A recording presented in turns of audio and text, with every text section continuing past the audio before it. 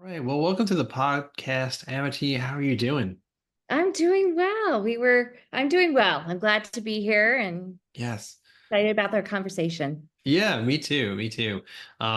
This is one of those fun conversations. I know it's going to be a fun conversation because I know very little about you, Amity. I mean, I've spent some time on your website, love what you're doing. But this means that I get to learn a little bit from you about who you are and what you're doing to help serve the community of therapists and mental health therapists around the world or country. Well, you tell us more a little bit about that. But yeah, why don't you tell us a little bit more, before we get into your story, just tell us a little, briefly about who you are and what you do. Yeah, well, I'd love to. So I'll try to make it short because sometimes I can be a little long-winded on that.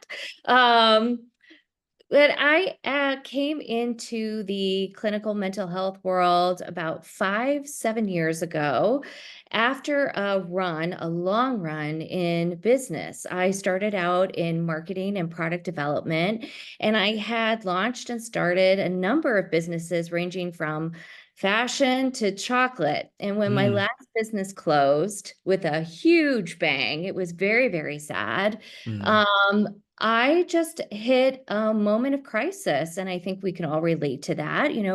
What are we going to do? How are we going to move forward in the world? And I realized that although my businesses and my life as an entrepreneur was really fun and exciting, I was hustling. yeah, I was so busy selling my wares and driven externally that I really had to take pause. I was given that chance, but when the business closed, to really reflect and see what I was going to do next. And I really knew in my heart of hearts that I wanted to do something more internally driven. I wanted to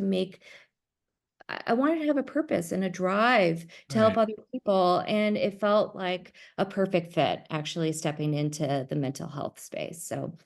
Yep. So I went back to school, got the degree, right. the second master's degree. I actually hold another master's in conflict resolution. So I'm a trained mediator and negotiator. And Wow.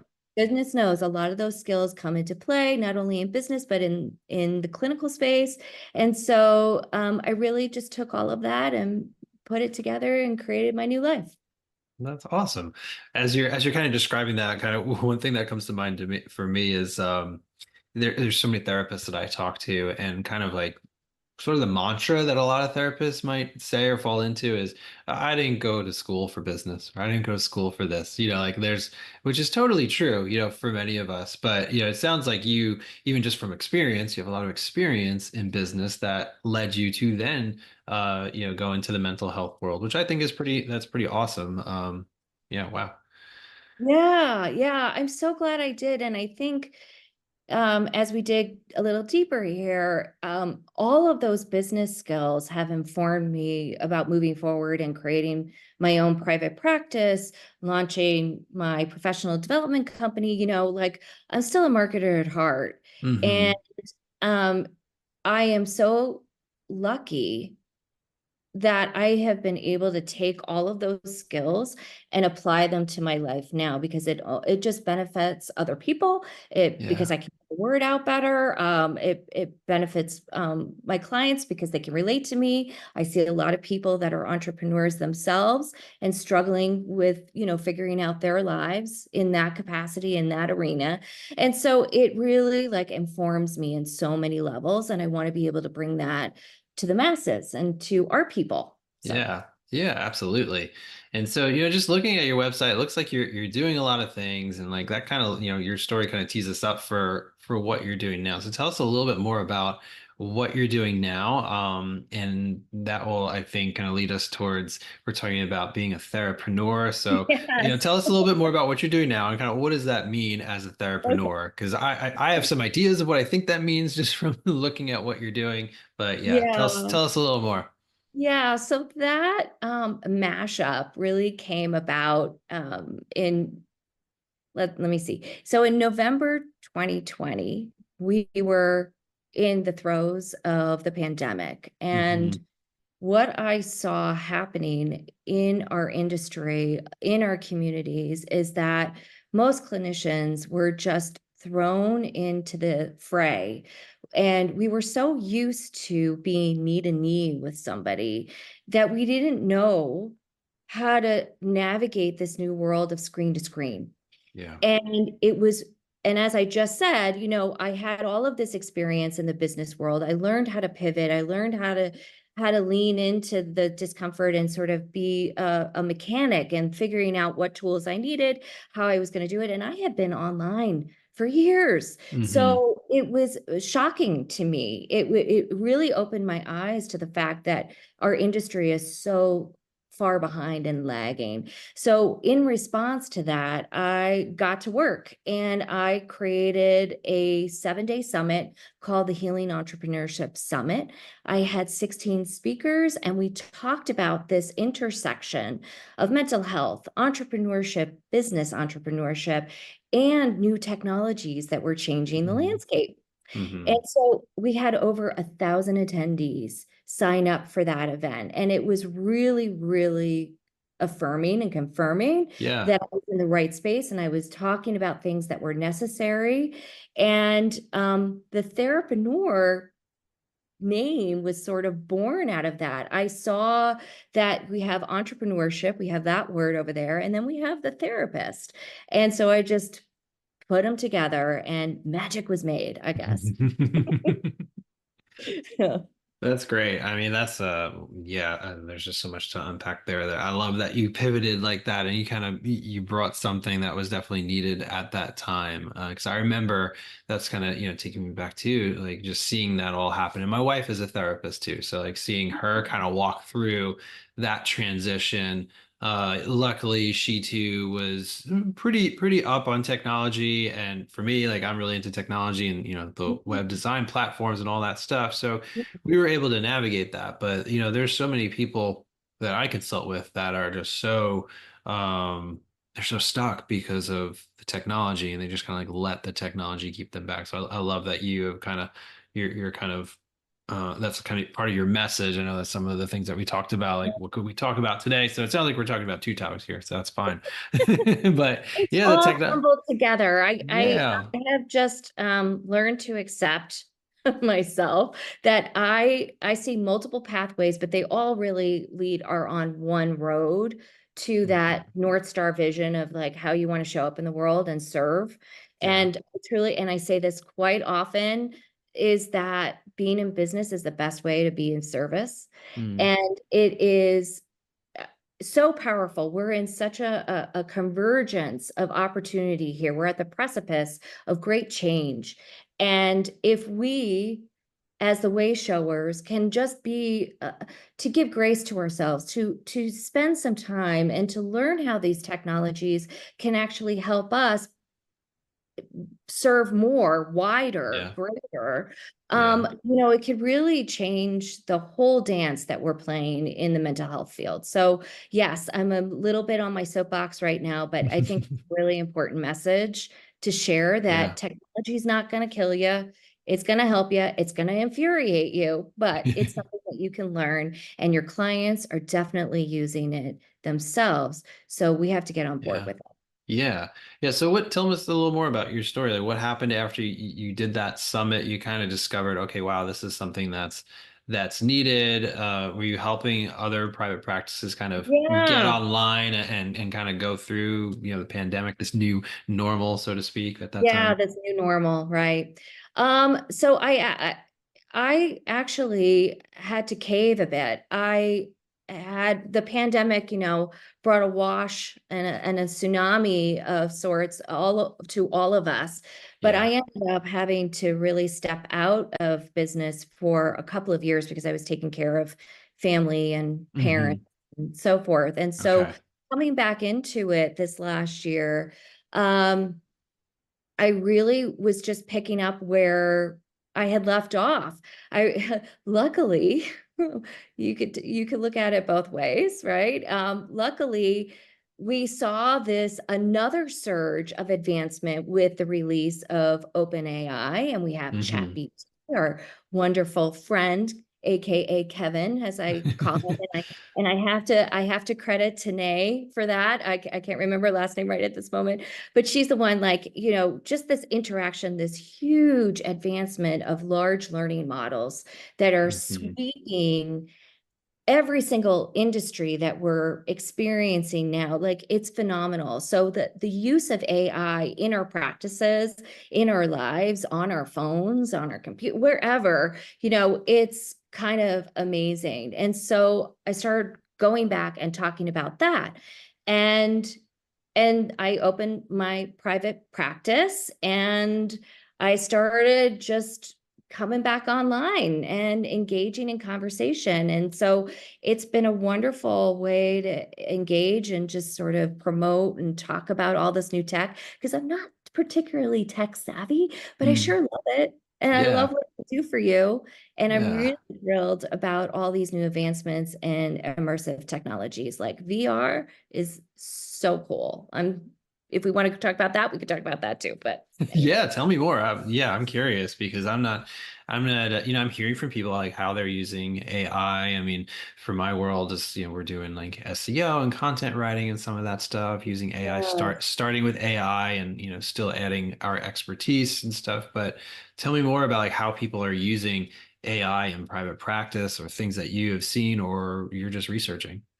Yeah, I'm doing a lot of research, and the way I use AI in my life and in my work is that it's kind of like my co-pilot. It is my assistant. So I spend a lot of time, whatever I'm noodling, if I'm writing a blog post or I'm writing a white paper, because I spend a lot of my time developing materials that educate on these new technologies. And Hmm. so what will take me, I'm sure you can relate to this, because you know, just the amount of content that is needed to create, to promote, to advertise and solicit and bring that push pull, marketing techniques that you need to bring into your practice to let people know that you're out there and hanging your shingle up. You know, it takes so much energy and so much time. And so Yeah. what we saw in the last 10 years is we saw all of the telehealth software come online, and Zoom became a normal thing. Then we Yeah. saw our EHR software system, so managing our internal operations with this software to manage our practices. Yep. And now we're seeing AI as a co-pilot, as a companion, and we see him showing up in chatbots that can engage with clients that are possibly looking at us because they're looking at our website, they're doing their due diligence and their research, but we can come up and we can just start a conversation with them. So it's this, Yeah. as we're reaching through the screen now and having conversations and Hmm. building trust even before they actually speak with us. It's so powerful, and it's amazing what we can do. And then you have all of the content, social media backside of it. So I'm sure you could speak to this as well. Like, what AI are you using? Are you using ChatGPT? Are you using, what other platforms are you using? So I'm yeah, curious. to be honest, I feel like I haven't dove as far into it yet. Like I've scratched the surface, I feel like. So I use Chat GPT a lot. And that's from, a number of different things. I use it often for planning when I'm planning like solo episodes for the podcast. Oh, I nice. often have lots of notes of what I want to speak about, and so I Mhm. kind of plug that into Chat GPT and say like, hey, give me 10 points about building backlinks for websites, and it just gives me a good outline. And I Yeah. feel like I know enough or I have enough experience that as long as I have an outline to speak from, it's like a launch pad for me, and so the Right. really big on using it with my podcast. And then on sort of the back end of the podcast, once I have a recorded episode or an interview such as this one, and I will do it, I use Decipher. Decipher.ai lets you Yeah, upload yeah, a video, upload an audio, and it'll pull out the transcript. It'll give you some highlights and bullet points.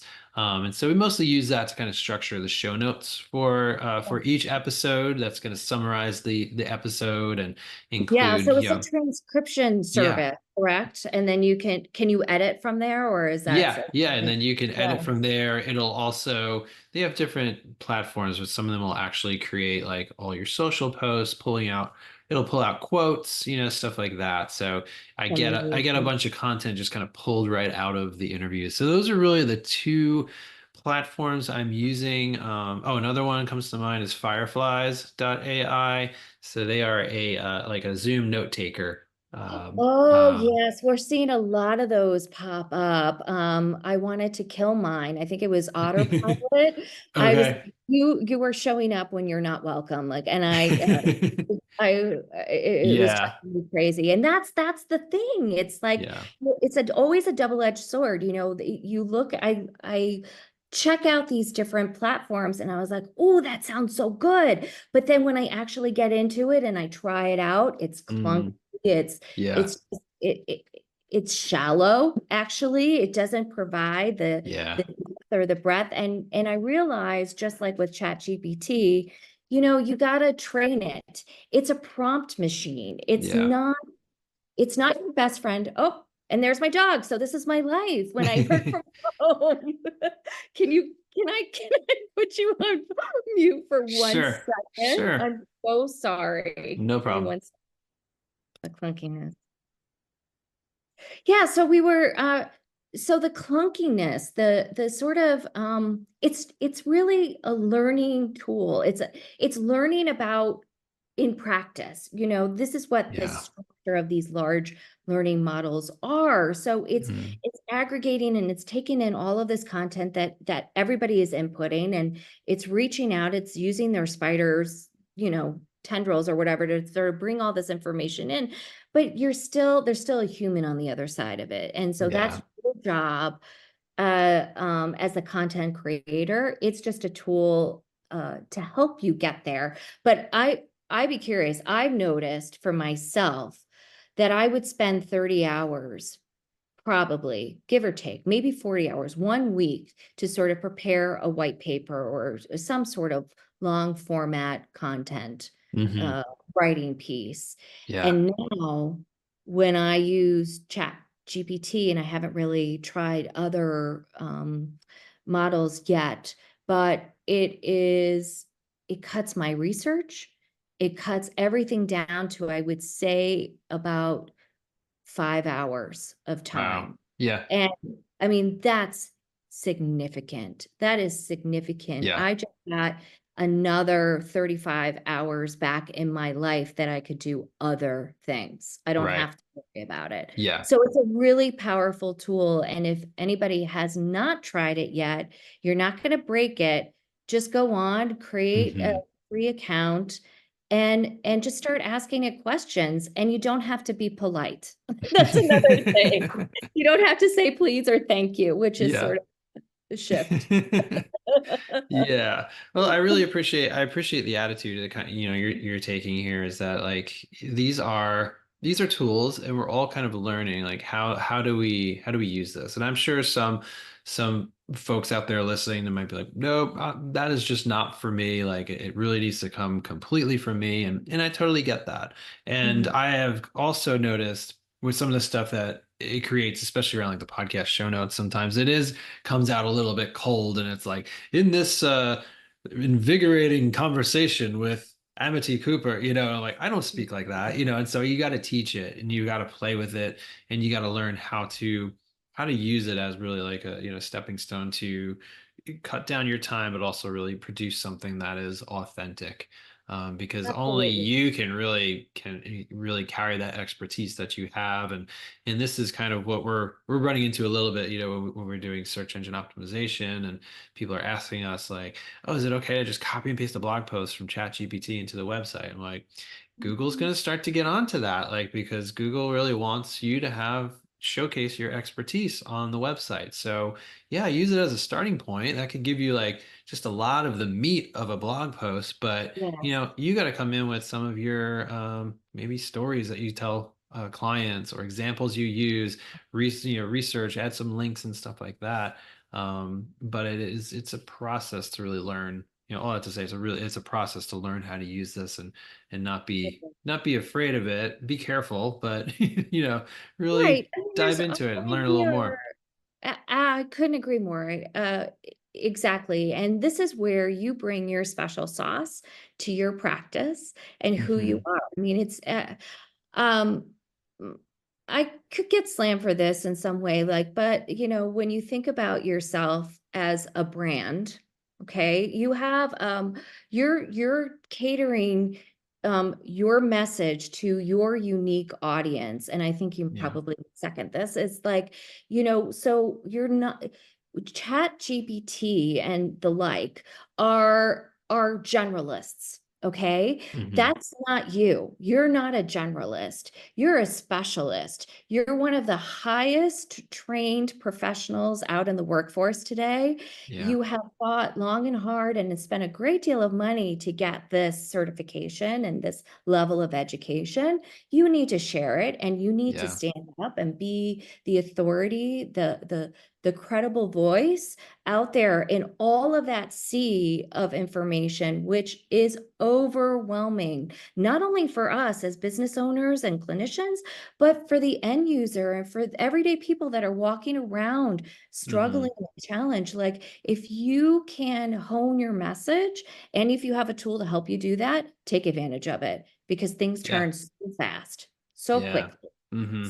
Yeah. That's it's a big issue of why I see technology as a game changer for all of Yeah. us. Yeah.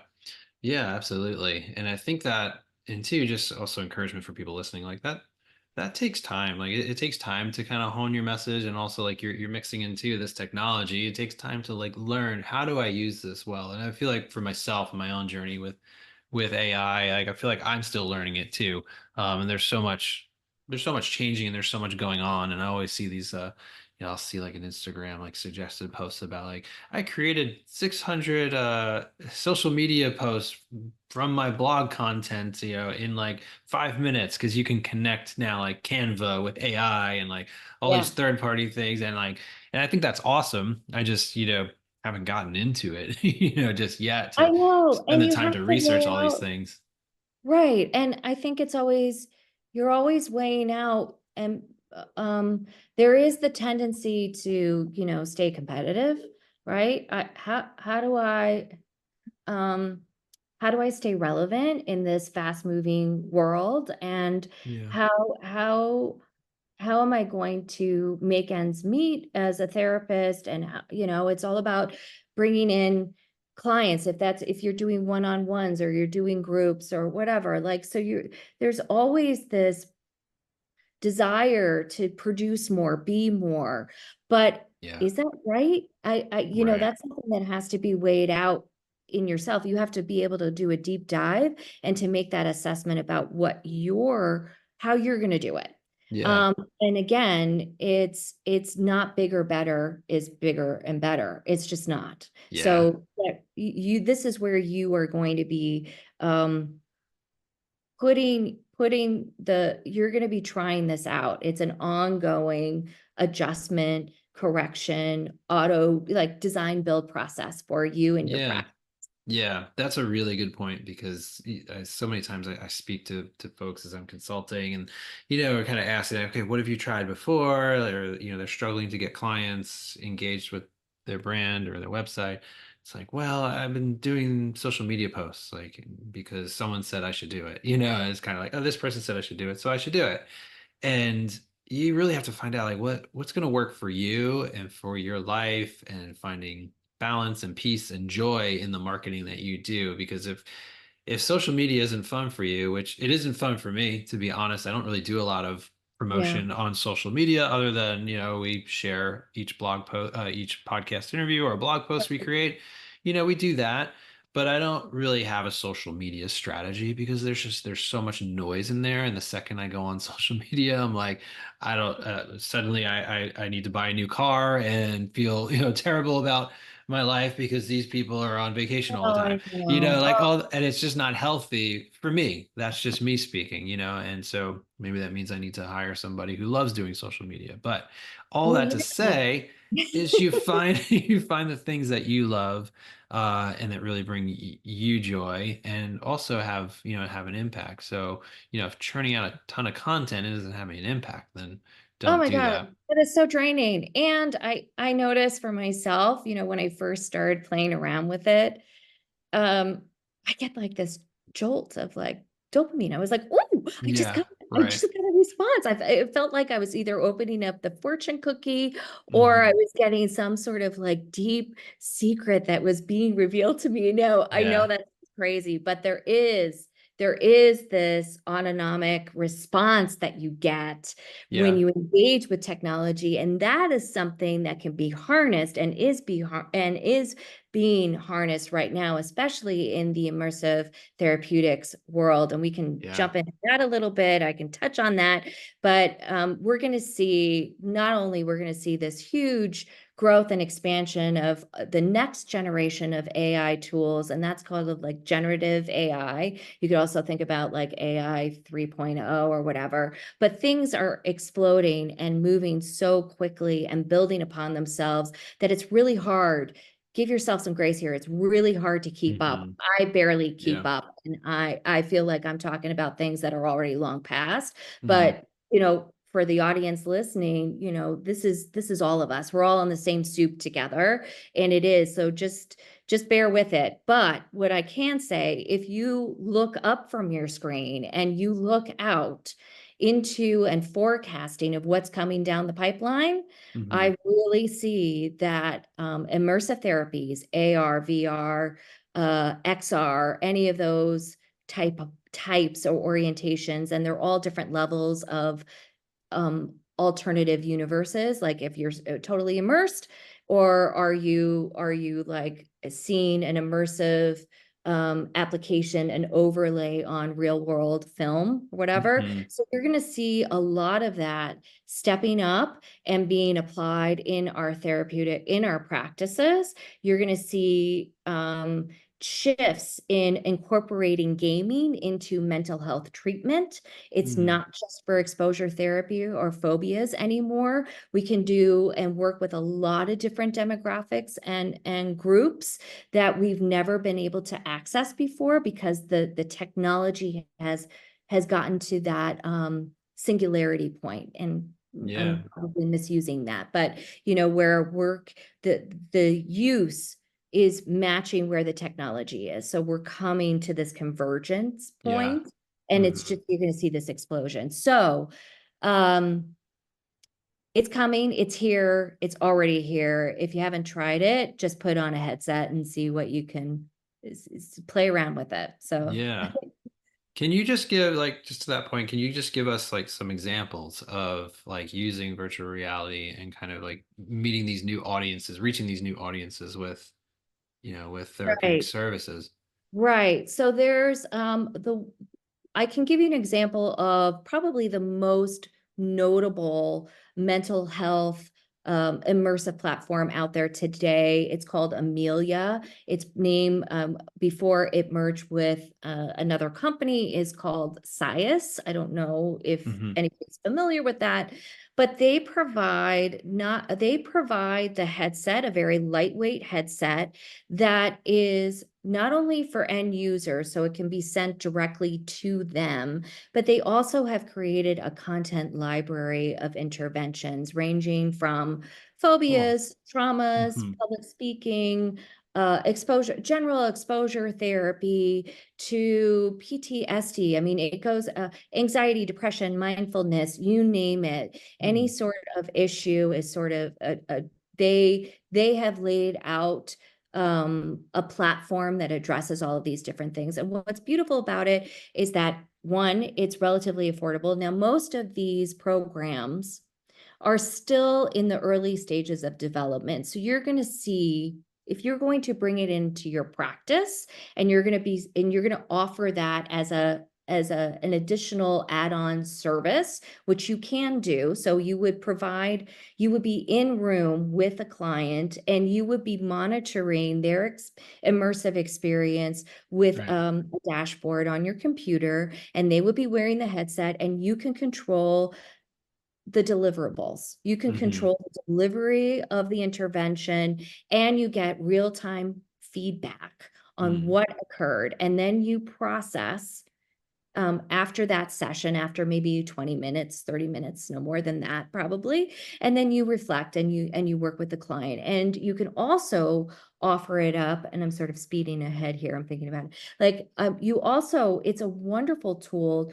to assign in between sessions. They can go Hmm. on this platform, just like any other coaching platform, and they can log in and they can practice and they can do work and they can respond with journaling or however the feedback or treatment plan that you Yeah. design is necessary. And so it's a wonderful bridge that you stay connected and can stay connected with your clients throughout the week in Hmm. between sessions, and treatments and the outcomes are regulated and observed, and we're actually seeing there's a lot of research that's showing it's improved. Like clients are moving through things faster because they're interacting with this kind of tool. And Wow. so it's really a win-win, but there's different levels in which you can engage with it. There's an enterprise level, which usually a group practice or a practitioner can purchase access to this for anywhere from $1,000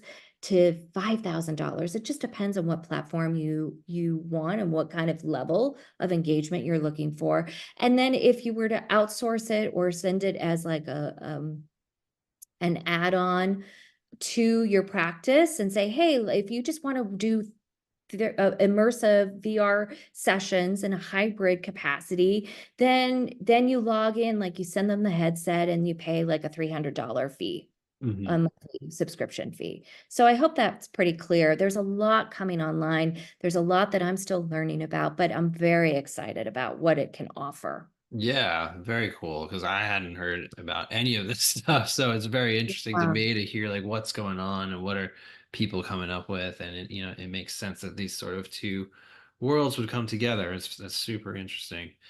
Very cool. yes, it's fascinating to me, but I also see this. How do I want to put this? We are our industry, the mental behavioral health industry, is being disrupted right now. So Hmm. all of these platforms are being developed by tech companies. They may have, Yeah. I know that they are reliant on psychologists and behavioral health professionals to build out the content, to build out the library, to train it up. Yeah. But there is a huge gap and disconnect. Okay. So we as the clinicians, I think I read or had seen some data set that saying that only 1% of active clinicians are actually using this kind of therapy or this Hmm. kind of intervention.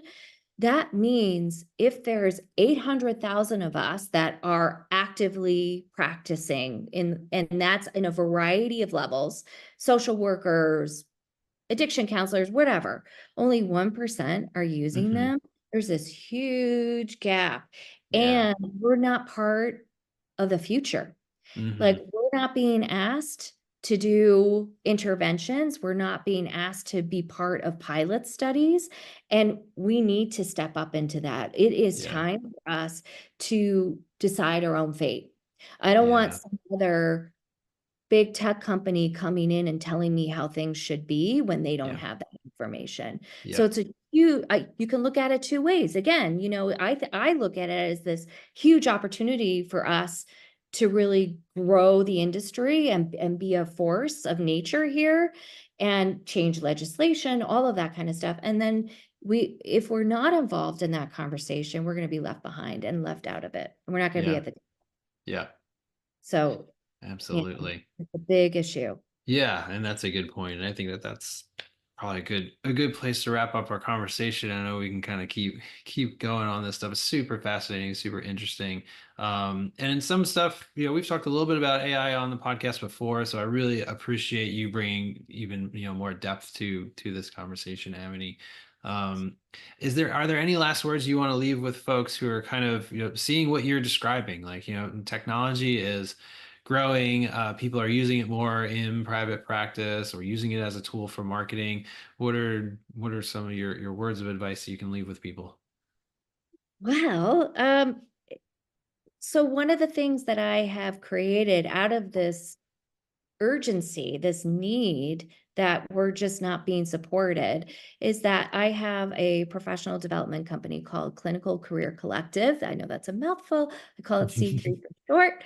And I offer, and I'm about ready to launch in the new year. It's a 7-day boot camp called Do This First. And it basically trains you in all the fundamentals of business, everything that you need to know about opening and operating your private practice, if that's what you want to do. And I've added in a TheraBox to give all the students and the tools, the 21st century tools that are needed to sort of help launch their practices. So I provide you with a VR headset and a little selfie stick with a round light ring. So because video is the wave of the future, and 85% of us want to hear and see video content. This is how we get our information. So I want to help others do that through Do This First. So you can look out for that if anything you want to learn. Awesome. That's very cool. Love what you're doing, Amity. I love the intersection of technology and mental health and private practice and just being that therapreneur that I know that many of our listeners want to be, but are maybe a little bit adamant about dipping their toe in this technology water. So I really appreciate this conversation. So thanks so much for being on. Thank you so much, Daniela. This was great. I love talking about it.